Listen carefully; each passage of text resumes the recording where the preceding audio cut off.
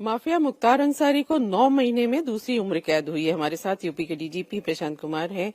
प्रशांत जी, 9 महीने में दूसरी उम्र कैद, लेकिन इस मामले में जो फर्जी लाइसेंस असलहे का लाइसेंस का मामला था, 34 साल लग गए मुख्तार अंसारी को सजा दिलाने में। पिछले कुछ वर्षों से उत्तर प्रदेश में निवेश के लिए अनुकूल वातावरण बनाने के लिए अपराध और अपराधियों पे कार्रवाई चल रही थी। शुरुआती दौर में हम लोगों ने माफियाओं का चिन्हीकरण किया, उनको श्रेणीबद्ध किया और उसके बाद से एंटी माफिया टास्क फोर्स का भी गठन किया गया।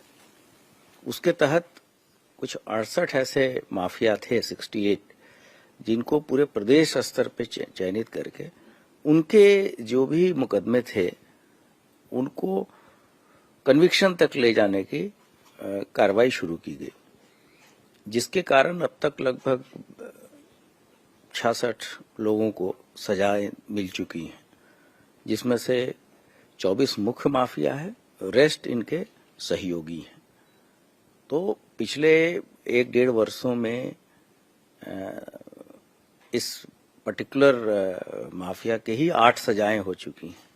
इसके अलावा अन्य सभी वर्ग के माफियाओं पे कार्रवाई की गई है। इसके लिए हमारा जो प्रोसिक्यूशन विंग है, हमारी जो गवाह हैं, चाहे वो सरकारी हों चाहे वो प्राइवेट हों, उसको विटनेस प्रोटेक्शन एक्ट के तहत सभी तरह की सुरक्षाएं दी गई हैं और जिसके अच्छे परिणाम आ रहे हैं और इसके कारण एक अच्छा माहौल उत्तर प्रदेश में बन रहा है, जिससे कि अधिक से अधिक निवेश। आपको तो पता ही है कि ईज ऑफ डूइंग बिजनेस में उत्तर प्रदेश की रैंकिंग दूसरे स्थान पर है और इन्वेस्टमेंट के मामले में भी पिछले 5 वर्षों में जो इन्वेस्टमेंट हुए हैं वो उसके पहले के 10 वर्षों में जितना हुआ था उससे 400 गुना ज्यादा है। तो ये दर्शाता है कि अच्छे कानून व्यवस्था का असर प्रदेश के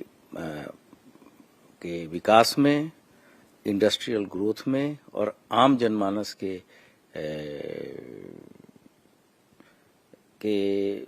ईज ऑफ डूइंग बिजनेस पे पड़ा है। जैसे इस मामले में हमने देखा कि जो यूपी के पूर्व चीफ सेक्रेटरी थे आलोक रंजन या जो पूर्व डीजीपी थे देवराज नागर, उन्होंने भी गवाही दी। आपने जैसे कहा कि जो गवाह हैं उनके प्रोटेक्शन का ध्यान रखा जा रहा है, तो क्या ये जो गवाह थे वो गवाही देने से डरते थे मुख्तार के खिलाफ, या जो माफिया हैं, या उनको ऐसे भी आरोप लगते रहे कि रास्ते से हटा दिया जाता था?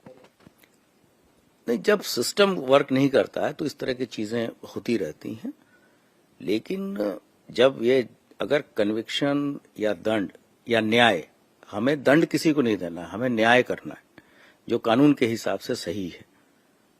तो जब श्योरिटी ऑफ कन्विक्शन होगा तो सभी लोग आगे आते हैं और जब अधिकारियों से संपर्क किया गया तो उन्होंने एविडेंसेस दी और उसके आधार पर सजाएं हुई हैं। सिस्टम की बात की कि सिस्टम में प्रॉब्लम थी, थोड़ा अगर हम समझना चाहें कि क्यों नहीं ये माफिया जो बदमाश हैं, जो हत्या के आरोपी हैं, हत्या से संगीन तो कोई जुर्म नहीं होता, उसमें भी सजा नहीं मिलती, ऐसा क्यों होता है? फिर अगर मुख्तार की बात करें तो मुख्तार अंसारी तो 2005 से जेल में बंद है, तब भी किस तरह से साम्राज्य मुख्तार अंसारी का चल रहा था 2017 के पहले? सभी चीजें शासन की जो मंशा होती है, शासन की मंशा यही है कि यहाँ से क्राइम और क्रिमिनल्स पे कार्रवाई हो और 0 टॉलरेंस की नीति है। कोई भी व्यक्ति जो क्राइम करता है उस पर सख्त कार्रवाई होती है।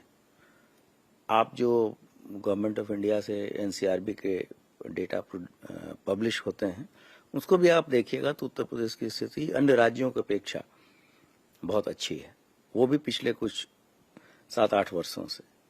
तो ये सरकार की दृढ़ इच्छा शक्ति पे है और जो यहाँ के माननीय मुख्यमंत्री हैं, होम मिनिस्टर हैं, वो होम मिनिस्टर भी हैं, तो उनके द्वारा इन चीज़ों में इंटरेस्ट लिया जाता है तथा जो हमारे यहाँ इंफ्रास्ट्रक्चर की दिक्कतें थी, बहुत तरह की चीज़ें उन्होंने नई दी हैं। जब पुलिस का बजट भी 2.5 गुना किया है, 1,70,000 नए लोग भर्ती किए गए हैं। इसके अतिरिक्त फॉरेंसिक लैब्स स्टैब्लिश हो रही हैं। प्रत्येक जनपद में एक साइबर क्राइम थाना खोला गया, जबकि पहले पूरे उत्तर प्रदेश में 2 हुआ करते थे। फॉरेंसिक लैब्स स्थापित की जा रही हैं अब जो नए एक्ट्स बने हैं उनकी इम्प्लीमेंटेशन की कार्रवाई उन्होंने शुरू की है। तो हमारे पास संसाधनों की, और चाहे वो तकनीकी संसाधन हो, चाहे वो रहने की, जवानों के रहने की सुविधाएं हो, या फिर गाड़ियां हो, इसमें किसी तरह की कोई कमी नहीं है। और लगातार हमें अच्छा बजट मिल रहा है। और अभी हम लोग बहुत जल्द ही करीब 1000 गाड़ियां 112 के बेड़े में और शामिल कर रहे हैं। इससे हमारा रिस्पांस टाइम और बेहतर होगा और हम आने वाले चुनौतियों का बेहतर से तरीके से सामना कर पाएंगे। अच्छा, एक चीज इधर पेपर लीक का मसला है। अभी हमने देखा कि गुरुग्राम से आपने पकड़ा, तो क्या ये जो पेपर लीक है ये और भी स्टेट्स के लोग हैं जो एक्टिव हैं पेपर लीक कराने में उत्तर प्रदेश में?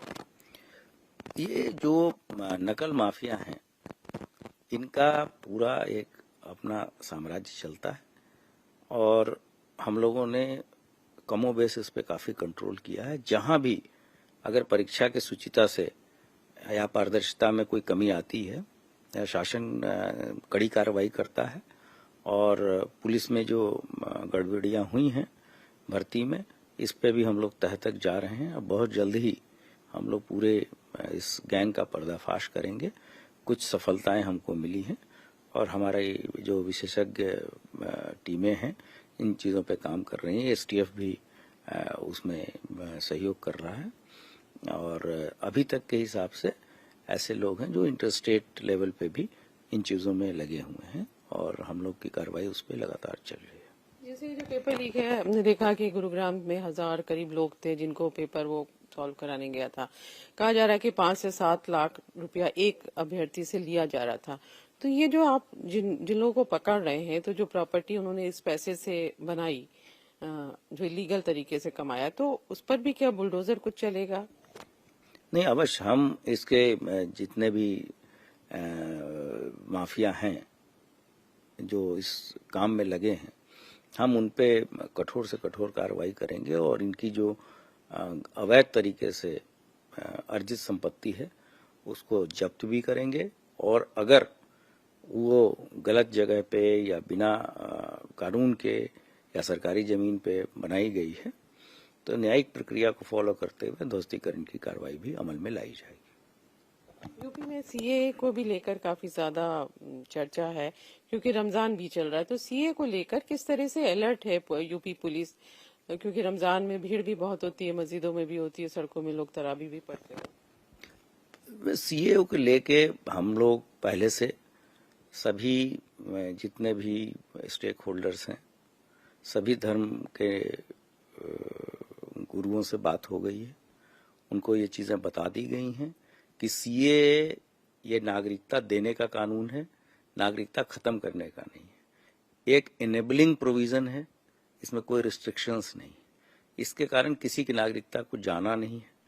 वैसे लोग, रिलीजियस माइनॉरिटीज जो कि हमारे पड़ोसी देशों से धार्मिक कारणों से यहाँ आए हैं, वहां के उत्पीड़न से, उनको नागरिकता दिए जाने की बात है, जिनकी संख्या अगर उत्तर प्रदेश में देखें तो कुछ हजार हो सकती है। तो लोगों का रिस्पांस भी अच्छा है और लोग इस बात को समझ गए हैं कि इसके जो गड़बड़ी कराने वाले तत्व हैं उनका मुख्य उद्देश्य यहाँ कानून व्यवस्था की स्थिति उत्पन्न करना है। तो इस बार प्रॉपर सामंजस्य पुलिस का और धार्मिक नेताओं का और जो सिविल सोसाइटी के जो प्रबुद्ध वर्ग हैं उनका है। हमारा संवाद से समाधान चल रहा है और अभी रमजान का पाक महीना आरंभ हुआ है, होली की भी तैयारियां चल रही हैं और हम लोग अलर्ट हैं और सबको इस संबंध में पीस कमेटी की बैठकें भी हुई हैं। और चूंकि दोनों चीजों में क्राउड थोड़ा ज्यादा रहता है तो सभी धार्मिक स्थानों पे सतर्कता बरतने के निर्देश दिए गए हैं। ऐसी कोई चीजें न होने पाए जिससे किसी की आस्था या किसी की धार्मिक भावना को ठेस पहुंचे। और सबसे सहयोग भी अपेक्षित किया गया है और लगातार हमारे अधिकारी फील्ड में इस संबंध में वार्ता कर रहे हैं।